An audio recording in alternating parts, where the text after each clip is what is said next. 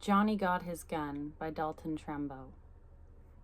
I had heard Dalton Trumbo's name briefly on like a TCM Turner Classic Movies feature about, I think, Henry Fonda.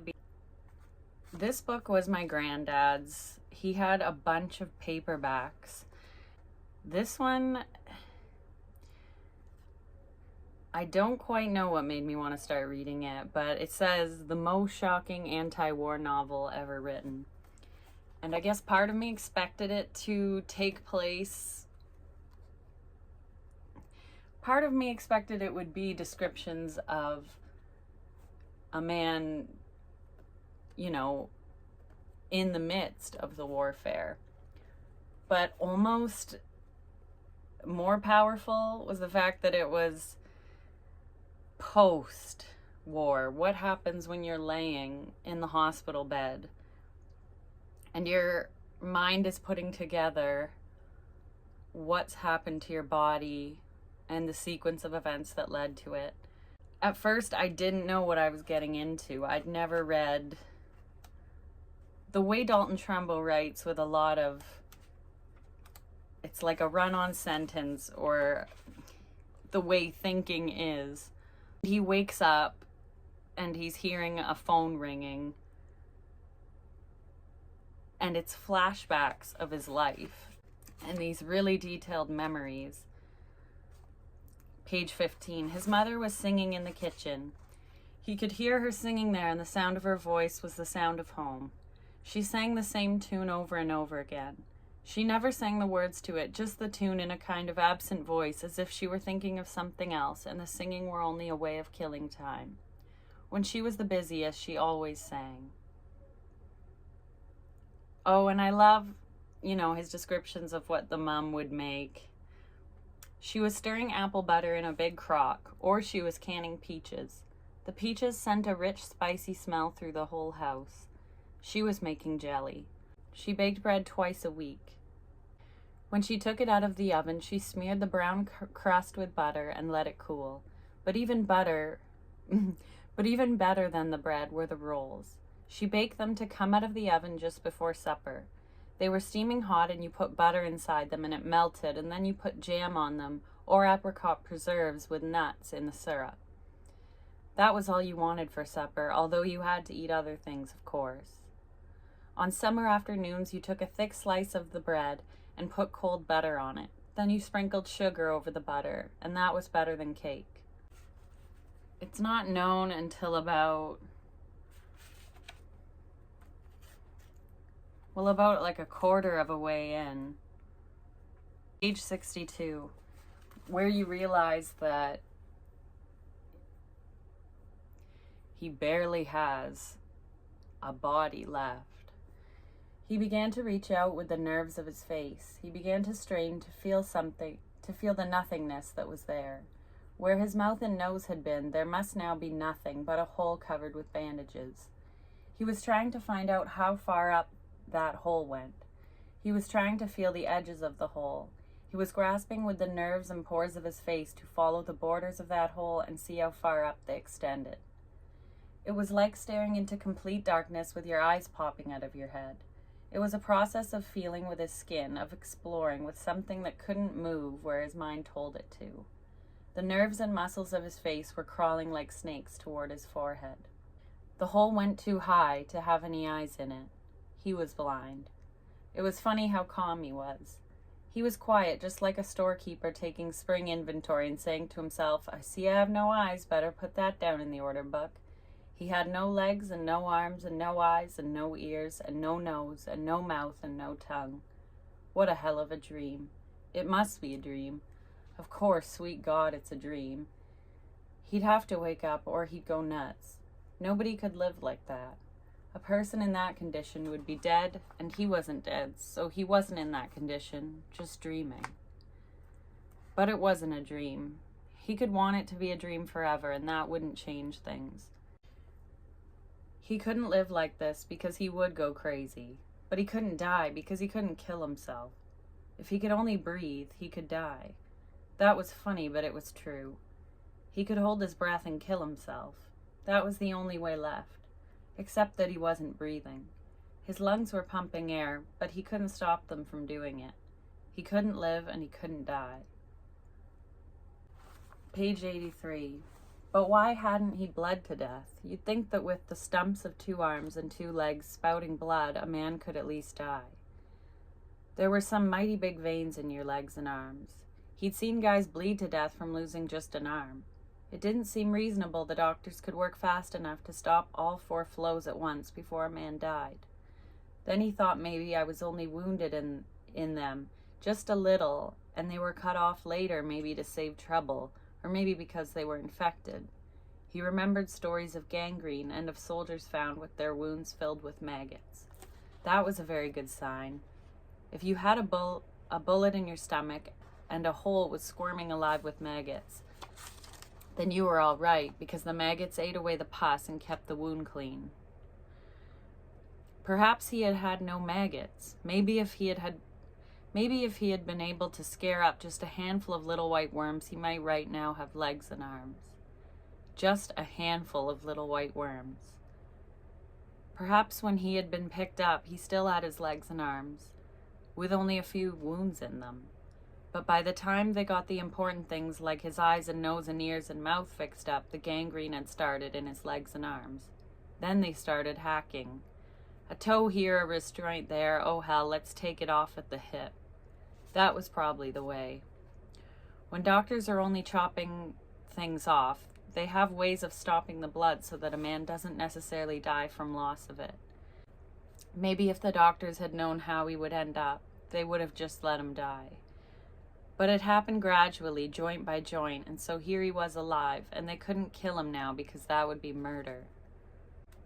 The part where he is leaving to be put on the train, it's in World War I that this is set. It was published in 1939. It says, the book has a weird political history, written in 1938 when pacifism was anathema to the American left and most of the center. It went to the printers in the spring of 1939 and was published on September 3rd, 10 days after the Nazi-Soviet pact, 2 days after the start of World War II. And he does an introduction for the book with an addendum for 1970 where he does talk about the Vietnam War. The part where, page 35, when he's leaving for the war, there were 4 trainloads of them leaving that morning, and there was a terrible crowd at the station. The whole place, the station and the cars, and even the locomotives were draped with bunting, and the children and women mostly carried flags, little flags that they waved vaguely, vacantly. There were 3 bands all seeming to play at once, and lots of officers herding people around, and songs, and the mayor giving an address, and people crying and losing each other and laughing and drunk. His mothers and sisters were there, and Corrine was there, and Mike was there muttering goddamn fools and glaring at everybody and watching Corrine sharply. And there lies, if necessary, that democracy may not perish from the face of the earth. It's a long way to Tipperary, it's a long way to go. Don't get scared, Corrine, it's all right.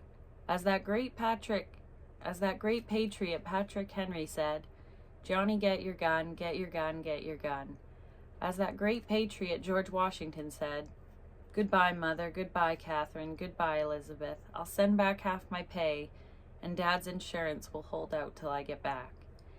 And we won't be back till it's over there.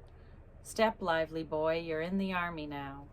Pack up your troubles in your old kit bag and smile, smile, smile. 37. Oh, Corrine, and that's the girl that he's with at the time he has to leave. Oh, Corrine, why do they have a war right now, just when we find each other? Corrine, we've got more important things than war. Us, Corrine, you and me in a house. I'll come home at night to you, in my house, your house, our house. We'll have fat, happy kids, smart kids too. That's more important than a war. And it's intermittent with the song, these patriotic song lyrics, and him saying things like, you in my arms, Corrine, forever. Whose broad stripes and bright stars? Goodbye, everybody, goodbye. Goodbye, my son, father, brother, lover, husband, goodbye. Goodbye, my mother, father, brother, sister, sweetheart, wife, goodbye, and goodbye. O'er the land of the free and the home of the brave. Goodbye, Joe. Goodbye, Kareen. Page 102. I did love this part where he's describing memories with his father, and they're on a fishing trip, and he's needing to tell his father that he's going to go with his own friend the next day. And he feels that moment where you realize things are changing so much in your life that you won't do things with your parents always. Page 102. His father always preferred his company to that of men, and he had always preferred his father's company to that of the other guys. But now Bill Harper was coming up tomorrow, and he wanted to go fishing with him. He knew it was something that had to happen sometime. Yet he also knew that it was the end of something. It was an ending and a beginning, and he wondered just how he should tell his father about it. Well, he tells his dad that he wants to go fishing with Bill Harper. And then it says, for a little while, his father didn't say a thing. Then he said, why sure, go along, Joe. And then a little later, his father said, has Bill Harper got a rod? He told his father, no, Bill hasn't a rod. Well, said his father, why don't you take my rod and let Bill use yours? I don't want to go fishing tomorrow anyhow. I'm tired and I think I'll rest all day. So you use my rod and let Bill use yours.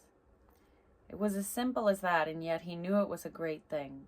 His father's rod was a very valuable one. It was perhaps the only extravagance his father had had in his whole life.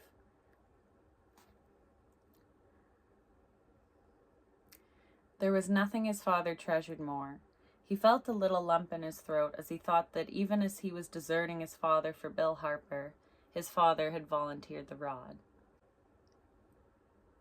And then he loses his father's fishing rod when he's out with Bill Harper, gets pulled off into the water.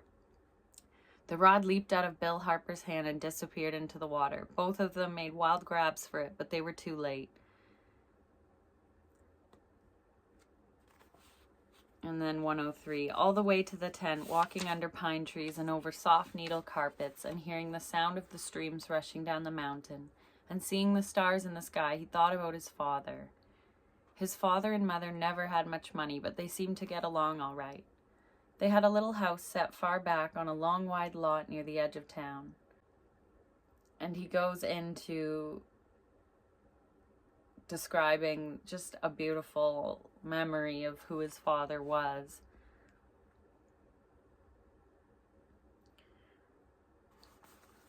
And how he feels bad that he has to tell him he lost his rod.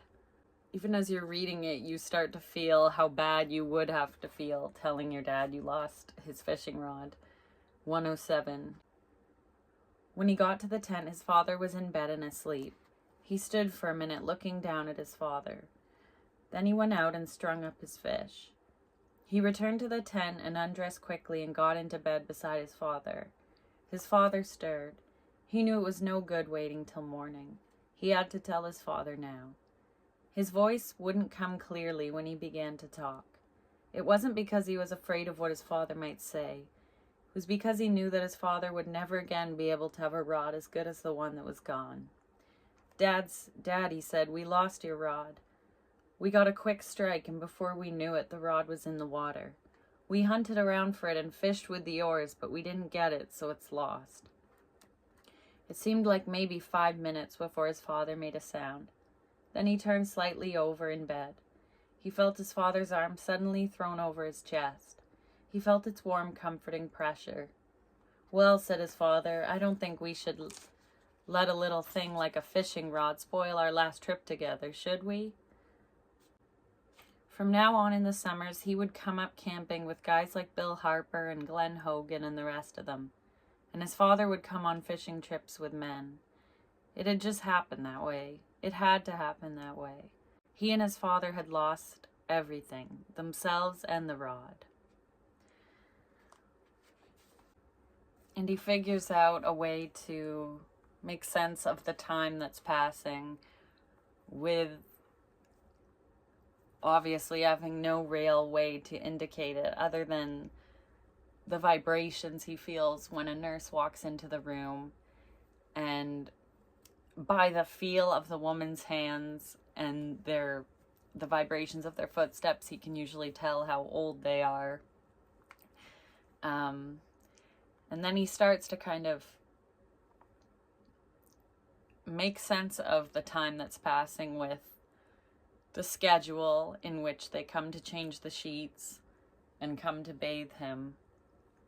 Basically, he's going crazy with the fact that time was in this endless stream and he was just coming in and out of dreams, which were horrifying, and didn't know if he was awake or dreaming at times. 98. For example, when he was a kid, he used to daydream. He used to sit back and think of things he'd do someday, or he used to think of things he did last week. But all the time he would be awake. He knew that.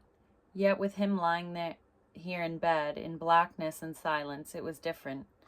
In thinking over something that happened a long while ago, what seemed like a daydream might become a real dream, so that as he had thought of the past, he fell asleep and dreamed about it. Maybe there wasn't any way. Maybe for the rest of his life, he would just have to guess whether he was awake or asleep. How was he ever going to be able to say, well, I guess I'll go to sleep now, or I just woke up? How was he going to know? And a guy had to know. That was important. It was the most important thing left. All he had was a mind, and he would like to feel that it was thinking clearly. But how was he going to do it except when there was a nurse at hand or a rat on him? Because he had basically had a dream that a rat was gnawing on one of his wounds.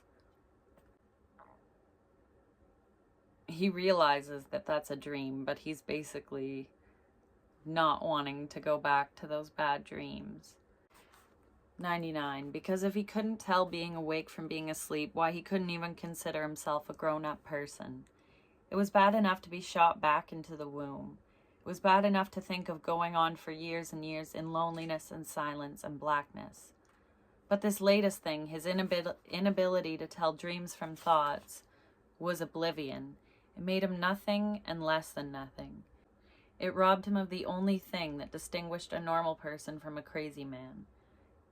It meant that he might be lying and thinking very solemnly about something that seemed important, while all the time he might really be asleep and dreaming the idiotic dreams of a 2-year-old.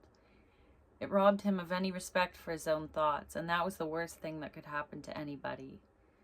He was so mixed up that he wasn't sure whether the nurse or the rat was real. Maybe neither was real. Maybe both were real. Maybe nothing was real, not even himself. Oh God, and wouldn't that be wonderful?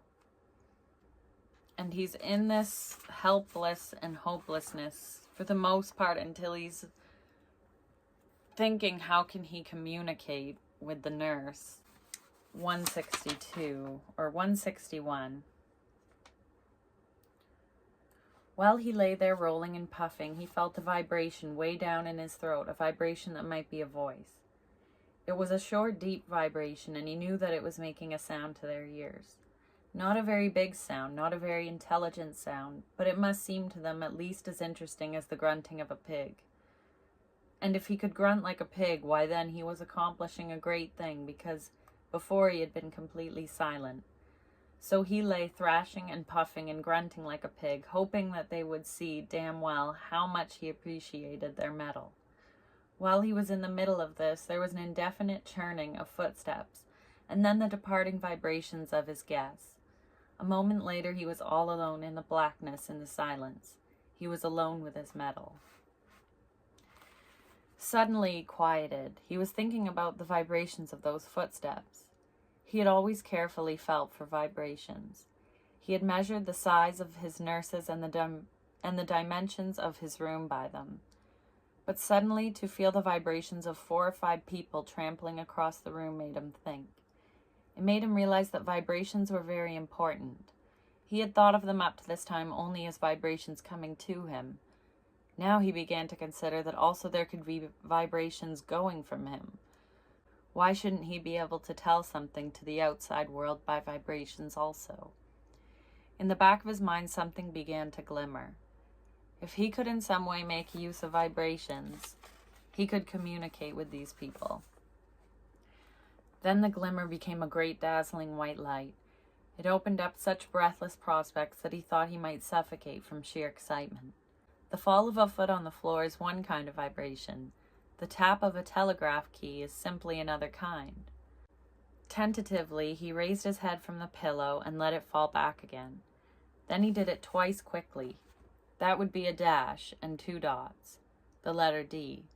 He tapped out SOS against his pillow. He wished the nurse would hurry back. He began to tap out questions. What time is it? What's the date? Where am I? Is the sun shining or is it cloudy? Does anybody know who I am? Do my folks know I'm lying here? Don't tell them. Don't let them know anything about it. SOS. Help. And he's really hoping that he's able to communicate because it would bring some kind of end to this dismal loneliness. And you're with him as he's trying to communicate with these different nurses. And I think at first, the first nurse gives him a shot of some kind of dope and he just kind of fades out. But then he keeps on persisting with his tapping. 180. He kept on tapping. He kept on now for another reason aside from the simple desire to speak, which had started him out. He kept on tapping because he didn't dare stop. He didn't dare think. He didn't have the courage to ask himself even so simple a question as how long will it be before the nurse understands what I am doing? Because he knew it might be months, it might be years, it might be all the rest of his life. All the rest of his life to be tapping when the merest whisper, one word with the syllables barely formed by 2 lips, when that was all he needed to tell what he wanted. Anyone looking down at him would have no way of suspecting that beneath the mask and the mucus there lay insanity as naked and cruel and desperate as insanity could ever be. Inside his skull there was a normal man with arms and legs and everything that goes with them. It was he, Joe Bonham, trapped in the darkness of his own skull, rushing frantically from ear-hole to ear-hole, wherever in the skull there might be an opening. Like a wild animal, he was trying to hammer his way out to escape into the world beyond. He was trapped in his own brain, tangled in the tissues and brain matter, kicking and gouging and screaming to get out. And the only person in the world who could help him had no idea what he was doing.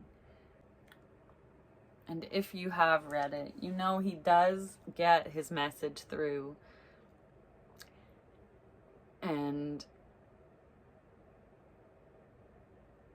he does get to communicate with them. And it was building all this tension, at least for the better half of the end. It's building this tension of will he get through to them with this tapping. And I will spoil the ending here, so if you haven't read it, watch out.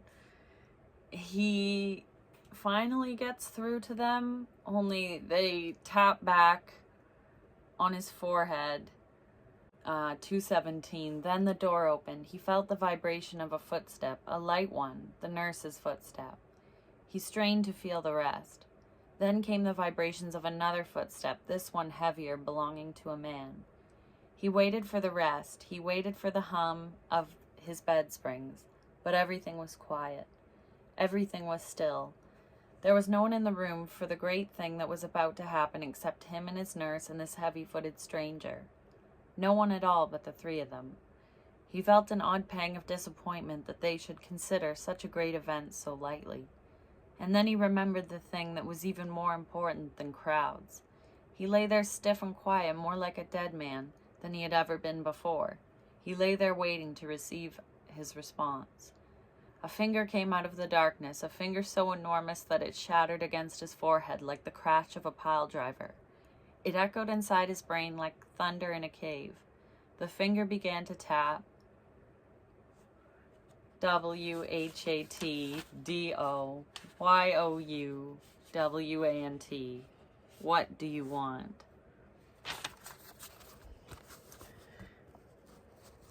Yeah, so they figure out his tapping, but the question is pretty insulting. I guess I don't know what I would say to that person. I feel horrible for you. I'll do anything I can, but I know I can't do much. Because when you go to what he's thinking about the question, what do you want? You feel how you would feel in his place, which is tortured by that question of what do you want? Because 219, what did he want? It was as if someone who longed for the sea and a ship were suddenly given his ship and then asked where he wanted to go. He had never really expected the ship, so he had spent all his time wishing for it, and no time figuring out what to do with it after he got it. He was the same way.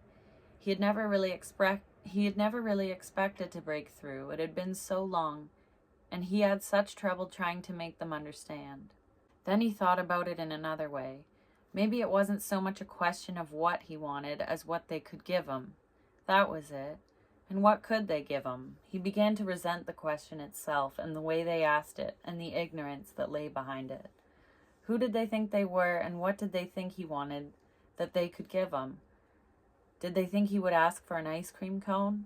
Did they think he would ask for a good book and an open fire and a cat purring? Did they think he would ask to go to a movie and after that to a soda parlor for a nice cool drink of lemonade? Did they think he would ask for dancing lessons or a pair of binoculars or a course in piano lessons? Imagine how surprised your friends will be. They know what he wanted, the silly bastards, and they should know they couldn't give it to him. He wanted the things they took for granted, the things nobody could ever give him. He wanted eyes to see with. 2 eyes to see sunlight and moonlight and blue mountains and tall trees and little ants and houses that people live in and flowers opening in the morning and snow on the ground and streams running and trains coming and going and people walking and a puppy dog playing with an old shoe, worrying it and growling it and backing away from it and frowning and wiggling its bottom and taking the shoe very seriously. He wanted a nose so that he could smell rain and burning wood and cooking food and the faint perfume that stays in the air after a girl has passed by. He wanted a mouth so he could eat and talk and laugh and taste and kiss. He wanted arms and legs so that he could work and walk and be like a man, like a living thing. And he has an idea that he wants to be taken out of the hospital to be an exhibit for people to see what the horrors of war are. And when he asks the nurse and the doctor through tapping, he gets the reply of what you ask is against regulations. Who are you? The tapping went on against his forehead, but he paid no more attention to it. Everything in his mind suddenly went blank, hollow, completely quiet. A moment of this, and then he began to think about the message to make certain there was no mistake and that it meant exactly what it said, and he knew it did. He had done nothing to them. He wasn't to blame for the trouble he was causing, yet they were drawing the curtain around him, stuffing him back into the womb, back into the grave, saying to him, "Goodbye, don't bother us, don't come back to life. The dead should stay dead, and we are done with you." But why? He had hurt no one. He had tried to give them as little trouble as possible. Every moment of his life since he had awakened into the darkness and dumbness and terror, every moment of it had been concentrated upon the time someday, some year, when he would break through to them. Now he had done it. He had broken through and they had refused him. Before, even in his most terrible moments, there had been a vague hope that kept him going. It had prevented him from going stark raving crazy, and it had shined like a glow in the distance toward which he never stopped moving. Now the glow was gone and there was nothing left. There was no reason for him to fool himself about it any longer. These people didn't want him. Darkness, desertion, loneliness, silence, horror, unending horror. These were his life from now on, without a single ray of hope to lighten his sufferings. He began to tap again and to tell them pleadingly, hauntingly, humbly that please he wanted out. He wanted to feel air against him, the fresh, clean air outside a hospital. Please understand. He wanted the feel of people of his own kind, free and happy. There wasn't really any good reason except that. The thing about showing him in a case, forget that. It was just a way to raise money and make it easier on them. Only that. He was lonesome. That was all, just lonesome. There were no more reasons he could give them. It's such a sad feeling that you have, because you don't know what you could, and you see where he understands that people become nauseous when they see him and leave the room suddenly, and he feels the vibrations of someone coming near and then leaving immediately. And you can't help but just go to the same thoughts he's having when you get empathetic for him and think, what if I were laying there and people just wanted to inject me with something to put me to sleep when I started rocking back and forth? And how would you ever be able to justify your needs and wants with them and reason with them when your only way to communicate is with tapping your head against the pillow? And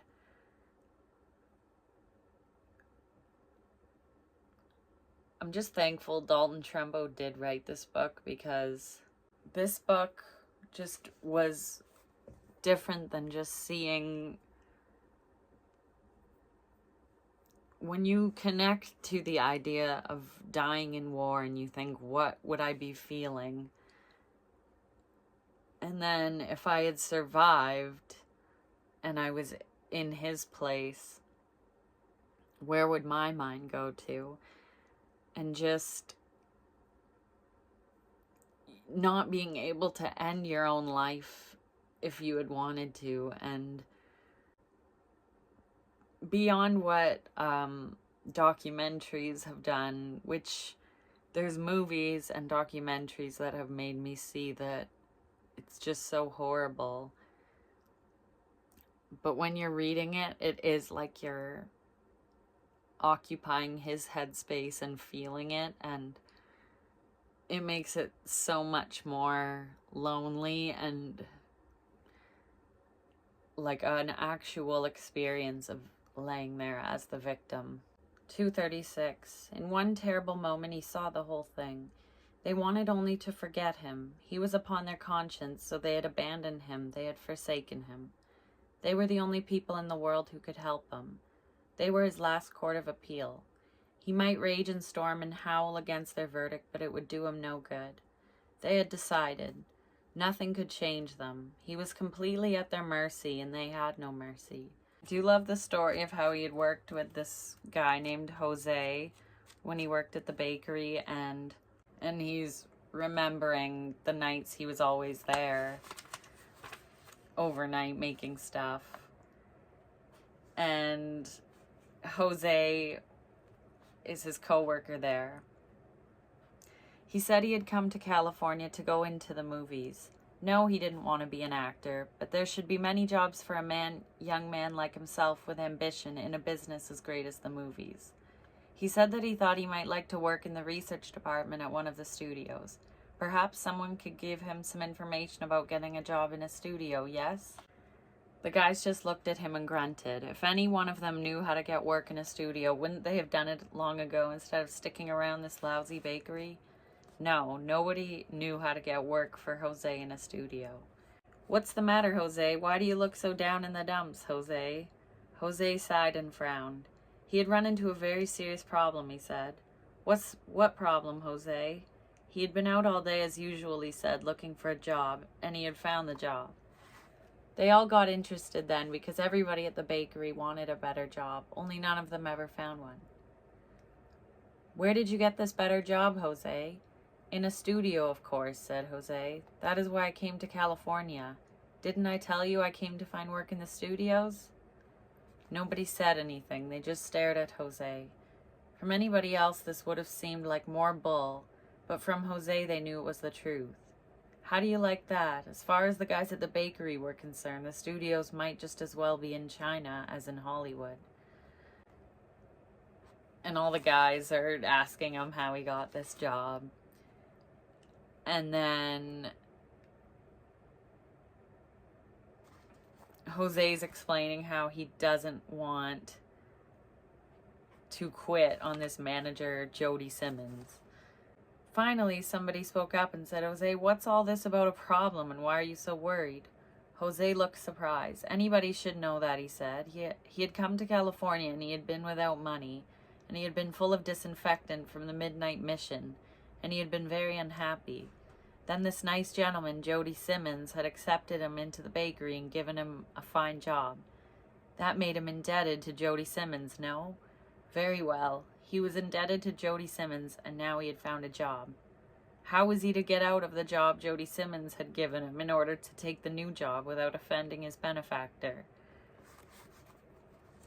So they come up with a plan that he's going to, one night at the bakery, spill a whole tray of buns that are cooling.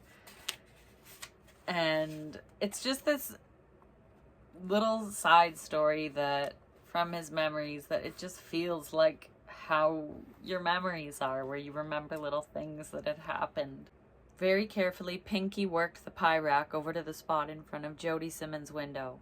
Then he ducked to one side and began making signals to Jose. Jose came up looking like a whipped dog. He went to the pie rack and put his hand up against the back of it. It wouldn't take much of a push to knock it over. Jose stood there just leaning against it and looking sad.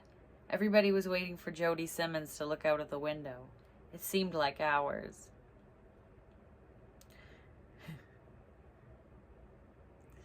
Finally he did it, and Pinky Carson gave the signal. Jose just pushed a little harder with his hand, and the rack went down with a hell of a crash.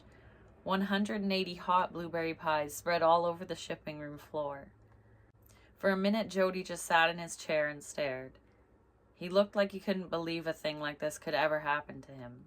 Then it looked like someone gave him an electrical shock, because instead of pushing his chair back before getting up, he shot straight up like a man on a stove and came running and hollering out of his office.